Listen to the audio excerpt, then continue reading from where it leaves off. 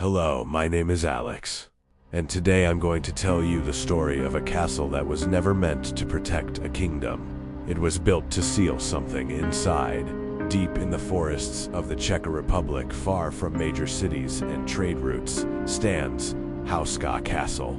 At first glance, it looks like any other medieval fortress: thick stone walls, Gothic towers, a quiet courtyard. But when historians studied it closely, something didn't make sense.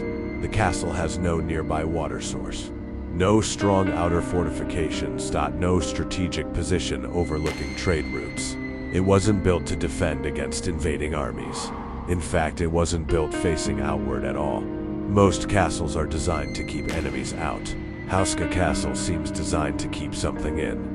According to official history, the castle was built in the 13th century by order of King Ottokar II of Bohemia. But local legends say the reason for its construction was far more disturbing.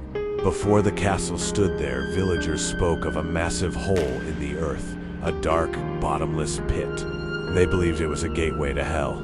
People claimed strange creatures would emerge at night, half-human, half-animal figures, winged beings with twisted faces, shadows that moved unnaturally fast. Livestock would disappear. Villagers reported screams echoing from deep underground. Terrified, the locals avoided the area completely. Eventually, a group decided to find out what was truly inside the pit. They offered a prisoner his freedom if he agreed to be lowered into the darkness. Desperate, the man agreed. They tied him to a rope and slowly lowered him down. At first there was silence. Then, within seconds, he began screaming. Not normal screams, screams of pure terror. The villagers pulled him back up immediately. But when he returned to the surface, something had changed. His hair had turned completely white. His face looked decades older. His skin pale. His eyes empty. He kept repeating the same words: "They're down there. They're waiting for us." According to legend, he died just days later. Soon after, construction of the castle began directly over the pit. Not beside it, over it. The castle chapel was built first, its foundation placed right above the supposed opening. Inside the chapel, strange frescoes were painted on the walls, images of demonic creatures, dark beasts, and archers fighting monstrous figures. Unusual imagery for a holy space. Some believe the chapel was meant to sanctify the pit. Others believe it was meant to seal it. Centuries passed. The castle changed owners many times, but stories never stopped. Servants reported hearing footsteps in empty corridors. Visitors claimed to see shadowy figures standing at the end of staircases. Some spoke of a tall, faceless man dressed in black.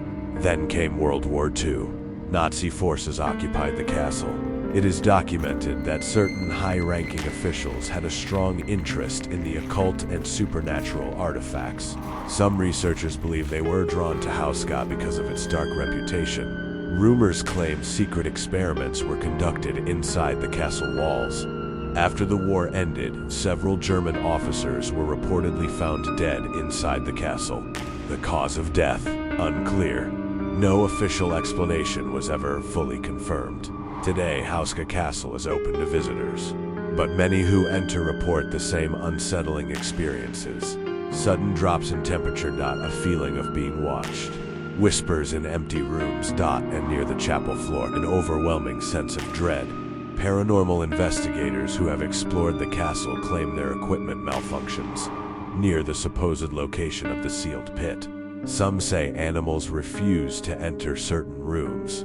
Skeptics argue that the pit may have simply been a natural rock fissure. Others believe the legends were exaggerated over centuries. But here's the question that remains. If the hole was nothing special, why build an entire castle in such an impractical location? Why place the chapel directly over that exact spot? Why design a fortress that faces inward rather than outward? And why have the stories remained consistent for over 700 years? Maybe it was fear, maybe it was superstition, or maybe some places in this world are built not to protect the living, but to imprison something that should never walk freely among them. And if that seal ever weakens, what would rise from below? If you enjoyed this story, don't forget to like this video, subscribe to the channel, and write in the comments what story you would like to hear next. My name is Alex, and I'll see you in the next story.